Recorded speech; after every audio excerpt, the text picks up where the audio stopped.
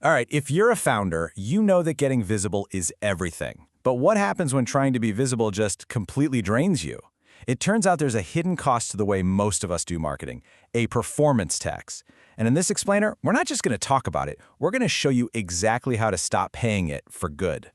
So let's just start with a quick gut check, okay? When you sit down to create content, a post, video, whatever it is, does it feel like you're putting on a show? Like you're stepping into the role of the expert? If you're nodding along right now, you are not alone, and you just put your finger on the very heart of the problem. And this idea right here, this is the whole key. See, sustainable growth, the kind that doesn't burn you out, isn't just about being seen. It's about being seen for who you actually are. The minute your public message matches your real private expertise, growth stops feeling like this uphill battle and starts feeling, well, natural. But so many founders fall right into what we call the visibility trap. It's this belief that to be successful, you have to act a certain way. You have to sound like the other successful people in your field. But honestly, from a purely strategic point of view, that's a huge mistake. And let's be super clear about something. The reason you're so exhausted isn't because of the workload. It's from the friction. It's all the energy you're burning trying to maintain that gap between who you really are and the person you're pretending to be online.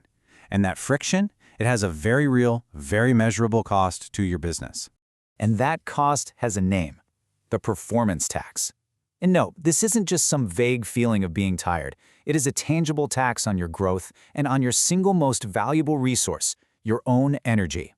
So what exactly is the performance tax? Well, think of it as the currency you lose every single time you put on that performance. You're paying with your energy, which you don't have an infinite supply of. You pay with lower engagement because, believe me, your audience can feel when something's off. And, most importantly, you pay with trust, which is the absolute foundation of any business relationship. And these costs, they create this awful, vicious cycle. It all starts when your message gets diluted because it's not truly yours. That leads to your audience sensing a disconnect. They just feel like something's not quite right. And the result? Visibility feels draining for you, and the engagement you get back is shallow because it's aimed at a persona, not at you. So this brings us to a fundamental choice every founder has to make. It's a real fork in the road. Are you going to build your brand on performance, or are you going to build it on presence? Let's break down what that really means. So on one side, you've got performance. This is all about imitation, and it feels heavy. It feels draining. On the other side, you've got presence. This is about expression, just communicating the authority you already have. It feels light and aligned. One waters down your message, the other makes it resonate deeply because it's actually real. And please, never forget this. Your audience is not scrolling through their feeds looking for another perfectly polished imitation. They are desperately searching for someone they can actually connect with and trust. They want a clear, honest version of you. Okay, so how do we actually do this? How do we stop paying that performance tax and start showing up with real presence? Well, the solution is a pretty simple framework we're calling the natural voice protocol. Let me tell you a quick story.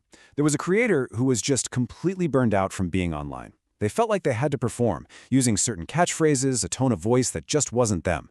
It was a constant, exhausting struggle. And then they made a change. They just decided to drop the act. So what happened when they made that shift? Almost immediately, their meaningful engagement, and I'm talking real conversations, DMs, not just empty likes, jumped by 45%. The entire quality of their interactions transformed, which led to way better leads and a stronger community, all because they stopped performing and just started talking. And right there, that's the big lesson. The second the performance stopped, the real connection began. This is the absolute key to making your visibility sustainable. It's not about chasing viral hits, it's about building a marketing engine you can actually run for years because it's fueled by your own real voice.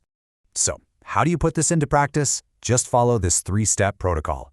First, audit. Look back at your recent posts. Where does it feel like you're trying a little too hard? Second, align. For those specific posts, just ask yourself, how would I explain this to a smart friend over coffee? And third, act. Share just one thing from that real aligned place. That's it. You can start really small. Ultimately, what this all comes down to is a strategic choice. Are you going to keep using the low-leverage tactic of imitation? Or are you finally ready to shift to the high-leverage strategy of expressing your genuine authority? You know, at the end of the day, it really is this simple. People do not build relationships with personas. They don't trust masks. They connect with, they trust, and they ultimately buy from real human beings. Your authentic presence is your single greatest marketing asset. So the last question is for you to think about. Take a hard look at your marketing. Are you building a genuine brand that's rooted in your real point of view, or are you just propping up a persona that you think people want to see? The answer to that question will define everything, not just your energy levels, but the entire future of your business.